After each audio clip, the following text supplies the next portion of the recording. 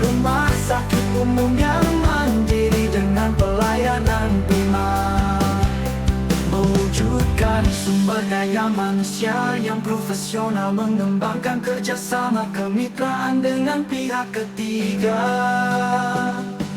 mewujudkan pelayanan kesehatan yang sesuai standar mutu yang berorientasi ke pelanggan. Assalamualaikum warahmatullahi wabarakatuh. Halo sahabat Obsasi Rabain, dimanapun Anda berada. Senang sekali bisa hadir menyapa kembali sahabat Obsasi Rabain yang setia menanti podcast Obsasi Rabain. Dan seperti biasa, kita akan ngobrol santai, berbobot tapi Bu, tentang hal-hal penting yang ada di balik layar layanan rumah sakit Rabain yang kita cintain ini. Hari ini kita kedatangan tamu istimewa, salah satu motor penggerak penting di balik pengelolaan keuangan rumah sakit. Langsung saja kita sapa narasumber kita hari ini.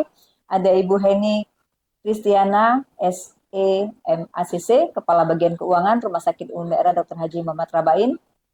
Selamat datang Bu Heni di podcast Obsasi Rabain. Apa kabar hari ini? Alhamdulillah. Terima kasih Mbak Jenny atas undangannya. Senang rasanya bisa ngobrol ya Bu ya. Langsung ini Bu sama Bu Heni.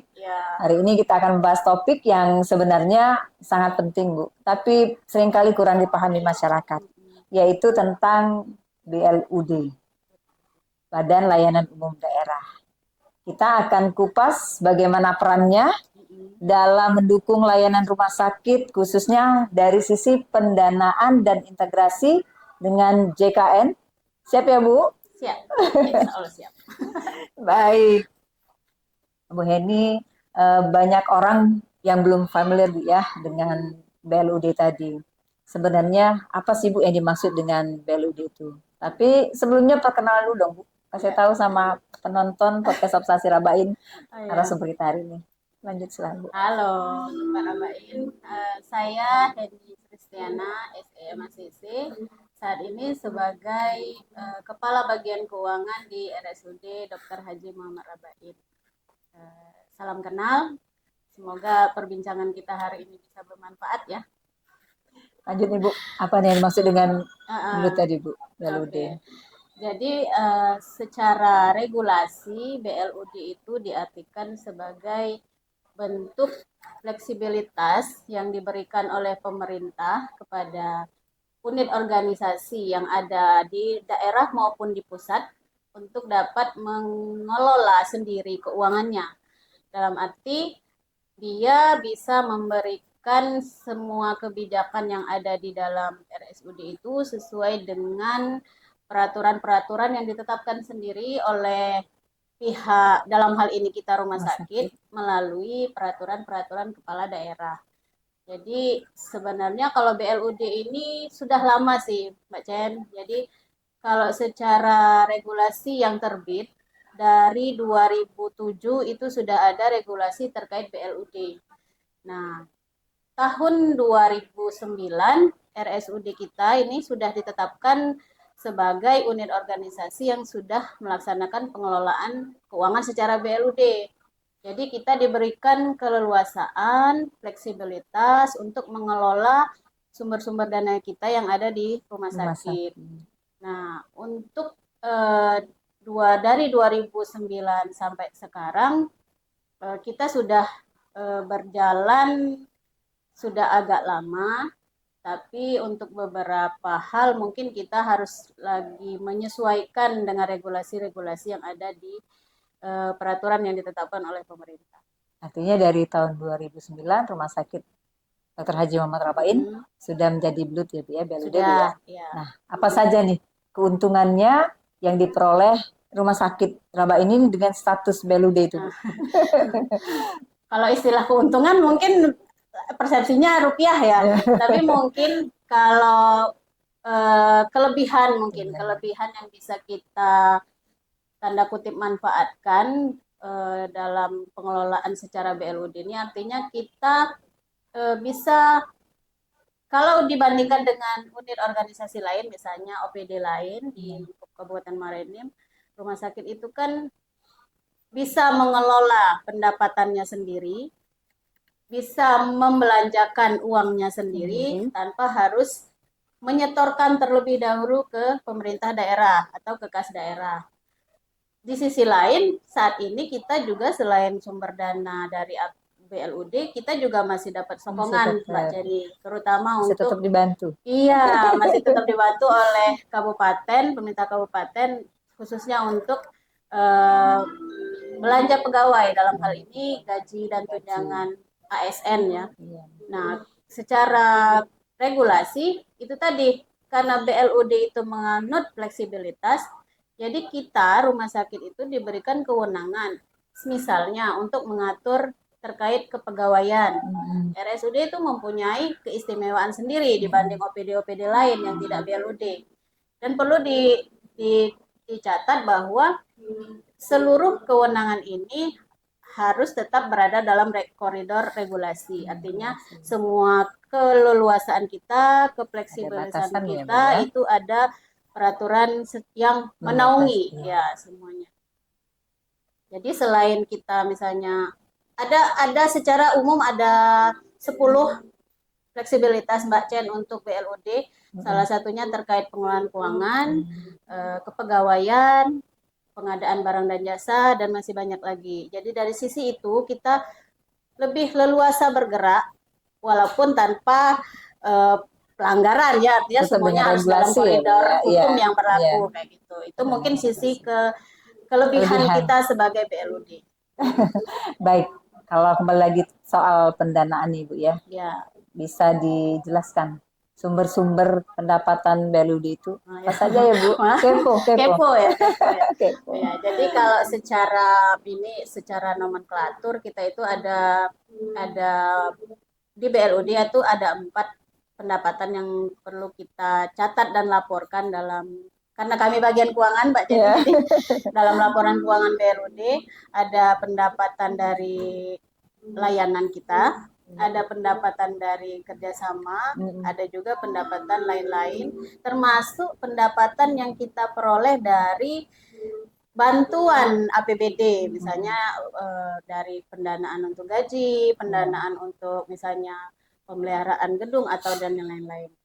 Nah, dari sisi sumber yang langsung kita kelola, itu pendanaan utama kita itu berasal dari pendapatan dari jasa layanan. Nah, jasa layanan ini ada beberapa sumber, Mbak Chen.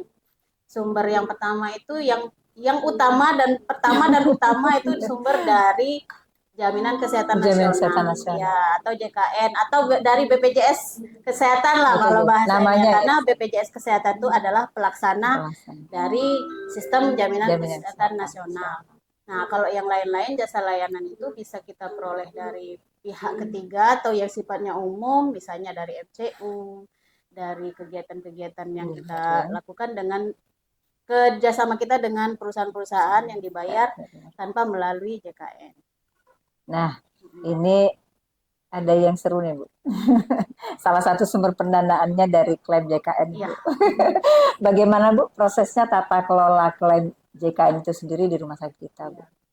Kalau secara rupiah ya, memang betul JKN itu dari data yang kami peroleh selama 3 tahun hasil analisa kemarin itu bahwa dari JKN itu menyumbang 80% lebih untuk sumber pendanaan di rumah sakit kita. Oleh karena itu perlulah kita, karena dia yang terbesar, perlulah kita kelola dengan baik ya, karena itulah sumber kita untuk membiayai operasional sehari-hari rumah sakit.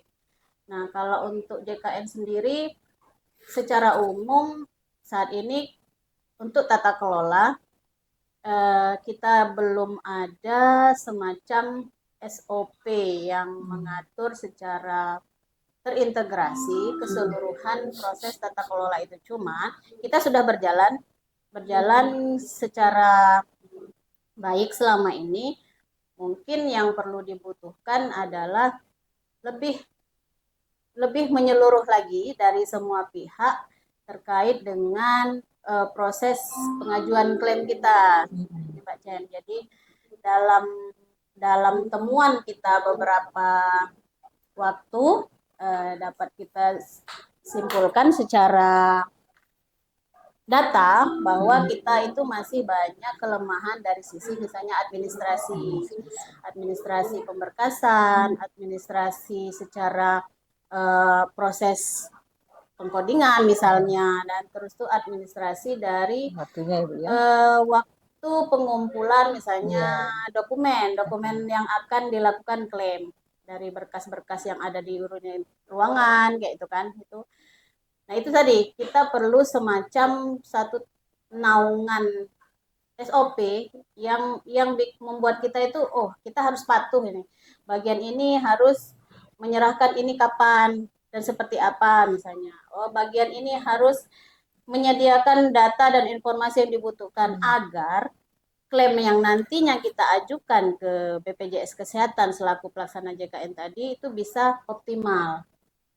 Sebagai gambaran ya Mbak Jenny, untuk 3 tahun kemarin kita itu masih rata-rata di angka 70-an% dari SEP yang terbit dari SEP yang terbit yang kita ajukan ke JKN itu baru di angka 70-an%. Dan itu 30%-nya itu kan lumayan ya, itu karena dia sumber utama. Jadi 30% itu adalah ya juga penyumbang utama juga untuk rumah sakit.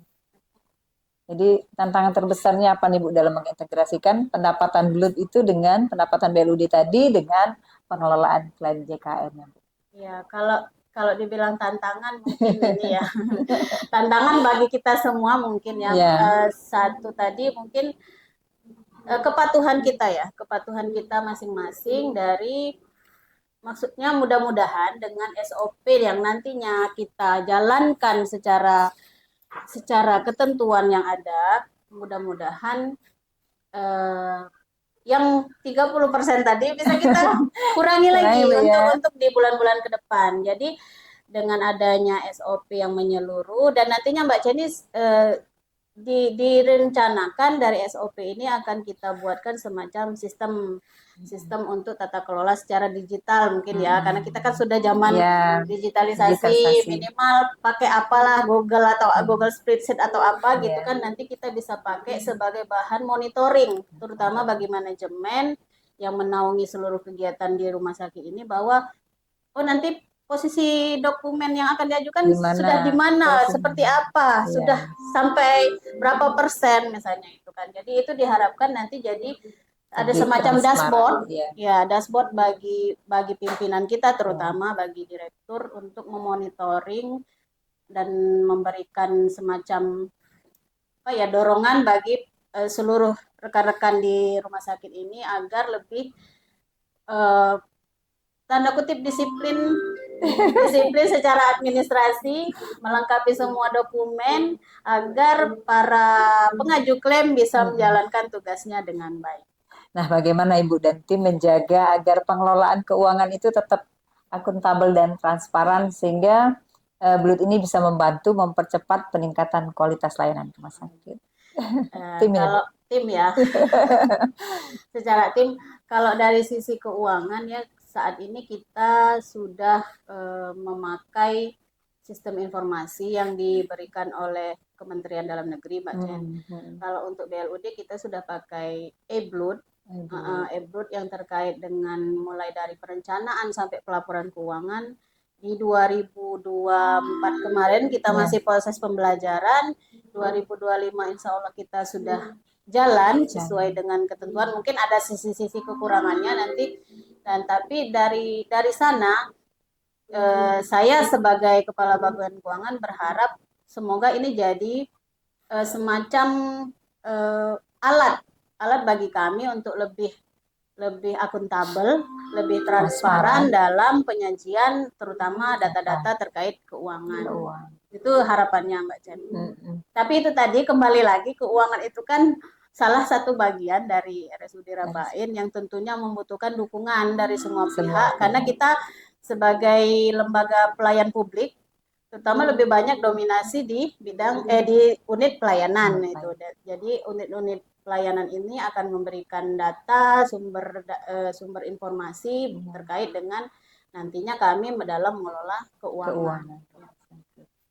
Bagaimana peran strategi keuangan Ibu ya dalam mendukung pelayanan prioritas nih? Balik lagi bagaimana keuangan itu misalnya nih untuk layanan KJSU yang sedang kita kembangkan. Ya. Jadi kalau kembali ke peran dari sisi keuangan, jadi saat ini Mbak Chen, kita kan sedang mengembangkan program KJSU yang nantinya juga akan didukung dengan pembangunan gedung untuk mendukung kegiatan tersebut. Nah, satu sisi lagi kami melihat potensi bahwa saat pengembangan layanan nanti jadi dan gedung itu juga bisa mendukung untuk layanan, tentu akan menambah sumber-sumber pendapatan bagi kita, karena secara akumulasi angka kita sudah diminta oleh, dalam hal ini kita pemerintah kabupaten, untuk meningkatkan target pendapatan kita, terutama nanti setelah gedung baru jadi, layanan sudah diperluas, itu kan secara hitung-hitungan pasti akan menambah pendapatan. Karena pendapatan BLUD ini secara persentase menyumbang 30-30% dari PAD kita, dari pendapatan asli daerah Kabupaten Muara Enim. Jadi kita dituntut untuk lebih dapat berperan, menyumbang bagi kelangsungan program Kabupaten di Muara Enim. Iya, luar biasa. Rumah Sakit Rabain sendiri kan sedang dalam menuju proses digitalisasi dan transparansi nih Bu ya. Langkah-langkah apa saja yang dilakukan di bagian keuangan untuk mendukung transformasi ini? Ya. Jadi selain tadi untuk digitalisasi ya, kalau secara pengelolaan keuangan yang spesifik ke keuangan kita sudah pakai e-Blood. Nah, untuk yang terkait tadi, salah satunya misalnya terkait tata kelola tadi, rencana jangka menengah lah ya, jangka menengah nanti kita pengennya itu ada sistem informasi. Kalau sekarang kita sudah ada SIM RS. Nah, untuk pengajuan klaim JKN kita pakai e-klaim. Nah, pengennya itu bisa menyatu, ada integrasi antara SIM RS dengan e-klaim. Jadi paling tidak data-data yang sudah ada dalam SIM RS itu sudah bisa ngalir ke e-klaim, dan satu lagi bisa membuat kita efisien dalam biaya, terutama kertas berkurang gitu, paperless lah ya, kita bisa segala sesuatu bisa paperless, waktu juga tidak bekerja 2 kali, dan kalau bisa nanti ada sistem juga yang tadi saya bilang, kita bisa memonitoring terkait dokumen-dokumen yang akan diklaimkan tersebut. Baik, terakhir nih Bu Kabak, pesan Bu Kabak nih untuk masyarakat Muara Enim agar makin percaya dan bangga nih menggunakan layanan Rumah Sakit Umum Dr. Haji Muhammad Rabain. Pesannya apa ya? Mungkin RSUD Rabain kan terus berbenah ya, Mbak Jen, terus berbenah dalam segala hal. Saya yakin teman-teman yang di unit pelayanan juga sudah banyak mendapat masukan, mungkin kritik dan saran. Kalau kita lihat di ulasan-ulasan atau di media sosial ya sekarang, karena media sosial itu berperan sangat banyak untuk kemajuan kita. Ya, saya yakin semua pihak, baik itu di manajemen, di pelayanan, itu sudah melaksanakan tugas dan fungsinya dan akan meningkatkan kualitas mereka dalam memberikan layanan kepada masyarakat. Yakinlah Rumah Sakit Rabain sudah berjalan jauh lebih baik dibanding sebelum-sebelumnya, akan memperluas juga layanan kesehatannya juga, dan akan juga bisa memberikan tentunya layanan kesehatan yang jauh lebih baik lagi di masa-masa mendatang. Luar biasa. Sahabat Absasi Rabain dimanapun berada, obrolan hari ini membuka wawasan kita semua bahwa pelayanan kesehatan yang kita terima hari ini ternyata tidak lepas dari peran besar sistem pendanaan yang dikelola dengan baik. Sukses selalu buat Ibu Kabak dan tim. Amin, terima kasih. Semoga bisa naik Bu ya, tidak 30% lagi yang tinggal Bu ya. Iya, ketinggalan. Bisa dikurangi ya. Semoga bermanfaat dan semua sahabat Absasi Rabain tetap dukung Rumah Sakit Rabain ya sebagai rumah sakit kebanggaan masyarakat Muara Enim karena layanan yang berkualitas, lahir dari pengelolaan yang baik, transparan dan berkelanjutan. Terima kasih buat semua. Terima kasih Bu Heni sebagai narasumber. Terima kasih Rumah Sakit Umum Daerah Dr. Haji Muhammad Rabain yang telah memfasilitasi kegiatan podcast ini. Pakai bikini, jalannya mundur seperti ulat bulu. Turun tangga, licin jalannya. Saya Ceni dan Bu Hendi undur diri dulu. Sampai jumpa di Obsasi Rabain selanjutnya. Wassalamualaikum warahmatullahi wabarakatuh. Waalaikumsalam warahmatullahi wabarakatuh. Kita berbagi cara dari pengalaman hingga harapan. Podcast kami jalan untuk semua. Jadi rumah sakit umum yang mandiri dengan pelayanan jadi informasi gerakan rasa podcast sumber daya manusia yang profesional mengembangkan kerjasama kemitraan dengan pihak ketiga mewujudkan